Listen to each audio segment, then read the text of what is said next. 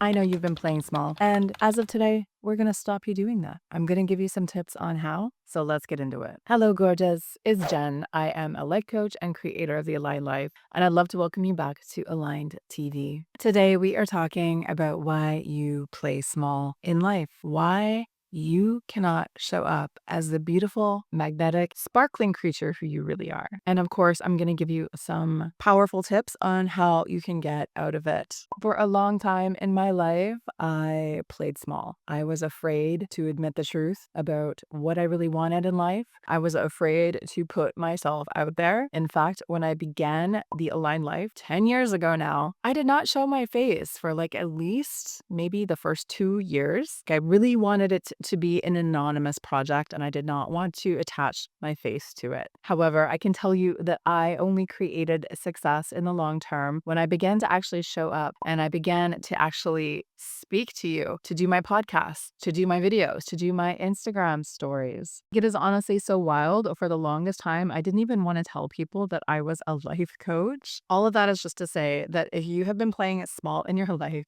you're not the only one.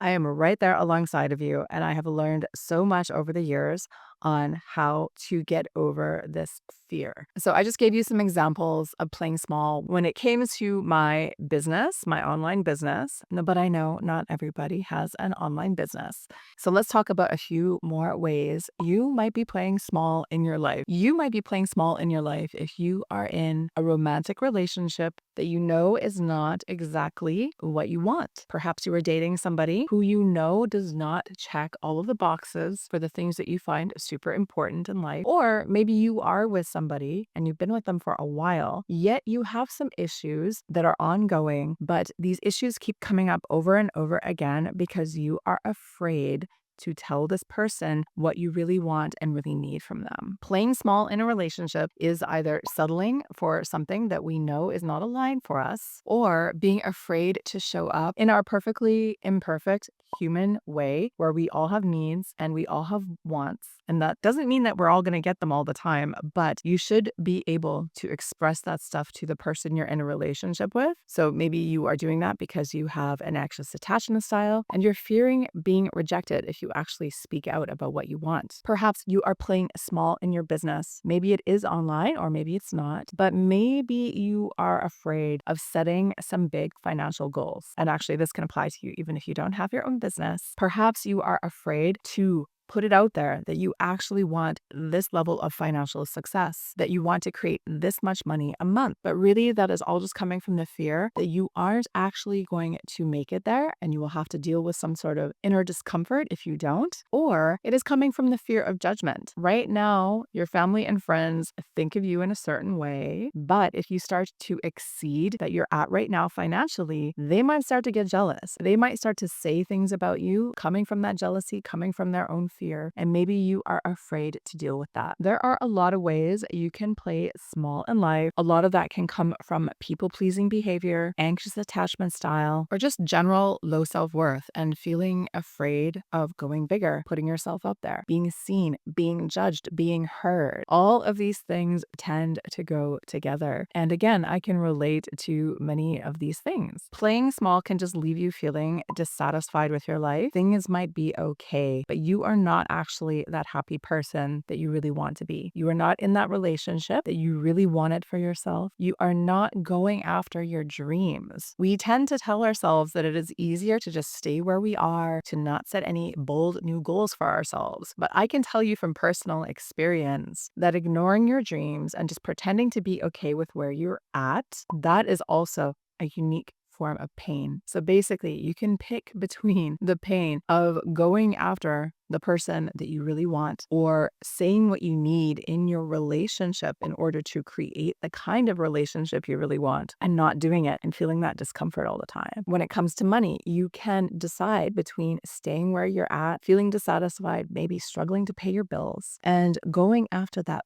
big thing that you really want, that big financial goal, that big promotion. And yeah, you're going to have to grow and learn and put yourself out there in order to get there. And that is scary. That is uncomfortable, but it it is just as uncomfortable to stay in that place of dissatisfaction where you're at right now. In fact, staying in that place of dissatisfaction for a long time can really do a number on your self-esteem over the long run. If you've been talking yourself out of your dreams for a year, 5 years, 10 years, you are not feeling better about the situation where you are right now. I guarantee you are feeling worse. And the longer that you stay here and ignore what you really want in life, the worse you are going to feel. Before we get into the tips, though, I just want you to have a little bit of compassion about why that is. As I always say, you simply don't know what you don't know. And many of us were not taught how to deal with setting bold new goals and putting ourselves out there. Perhaps you had no model for yourself in what an actual healthy relationship dynamic looks like. Many of us come from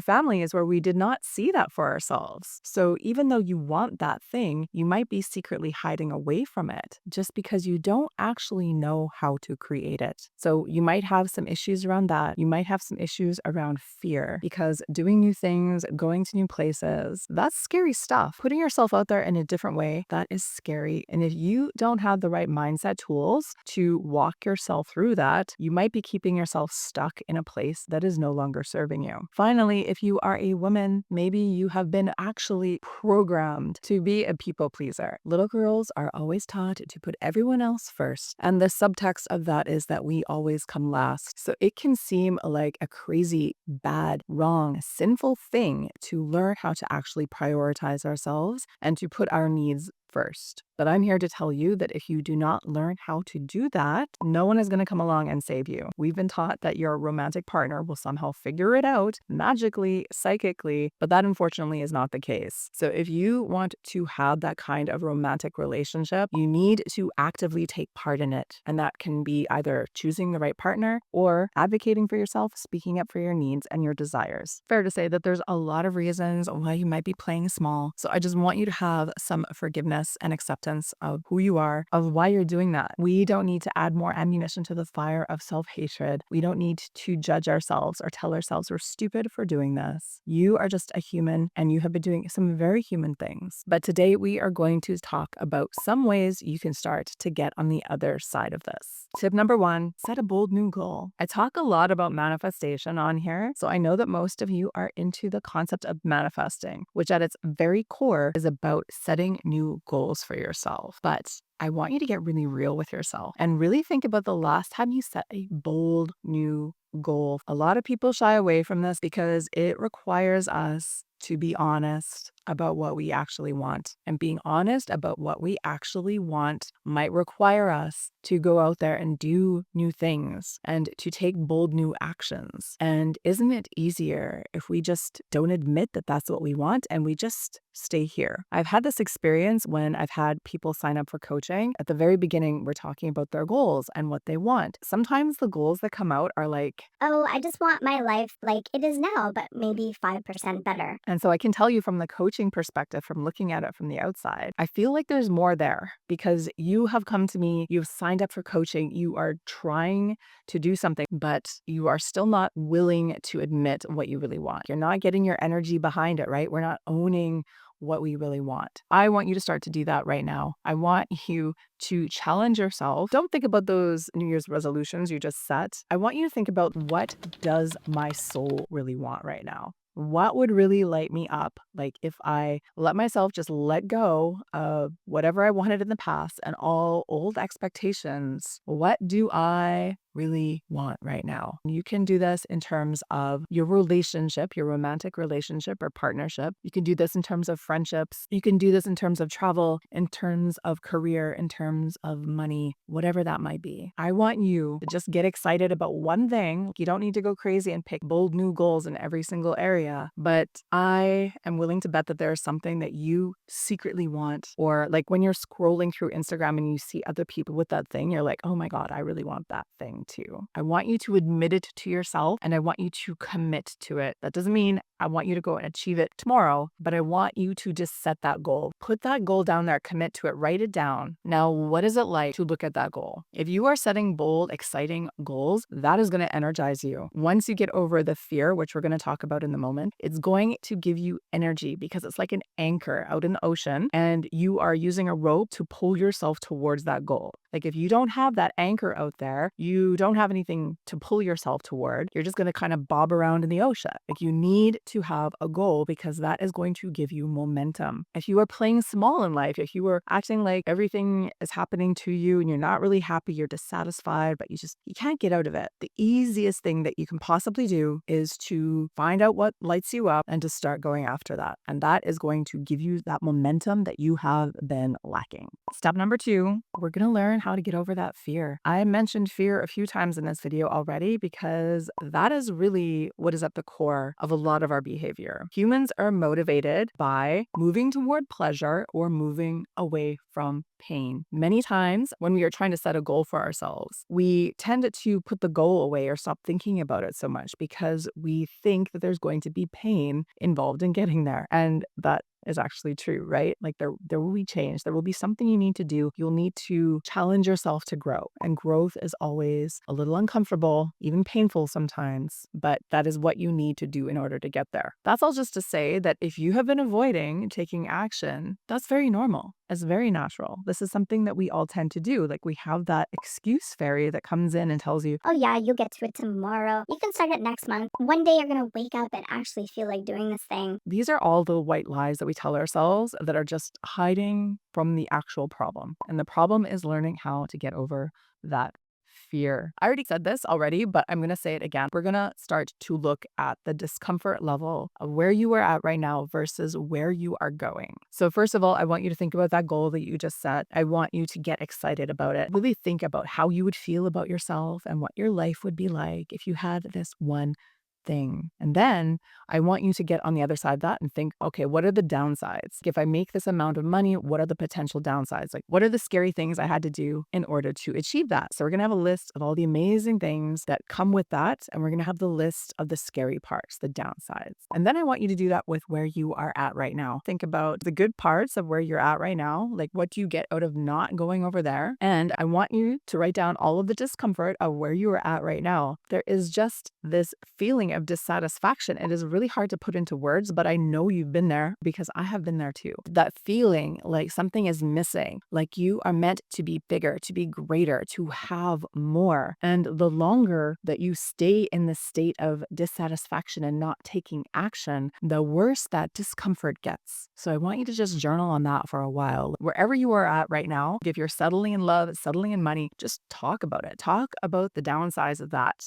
And now at the end of it all, I want you to look at those lists. So this might seem like a weird thing to talk about, especially if you come from the manifestation world of toxic positivity. I am not a toxic positivity teacher. In fact, all of the tools that I teach you basically have to do with shadow work and going in and encountering that darkness, encountering that stuff that is actually holding you back. When you do this exercise and you lay it all out on paper, you are going to notice something. There is always going to be discomfort. There's discomfort here where you're at right now, and there will also be discomfort over there. What I really want you to think about is which discomfort are you choosing? There isn't one that is better. It's all gonna suck on some level. But if you make that movement forward, if you go toward that goal, you are also going to have the relationship, the money, the car, the vacation, whatever it is that you're going after. So I want you to come back to that when you are feeling afraid or when the little excuse fairy comes in and tells you not to bother. I want you to think about this. Every single day, you choose your discomfort.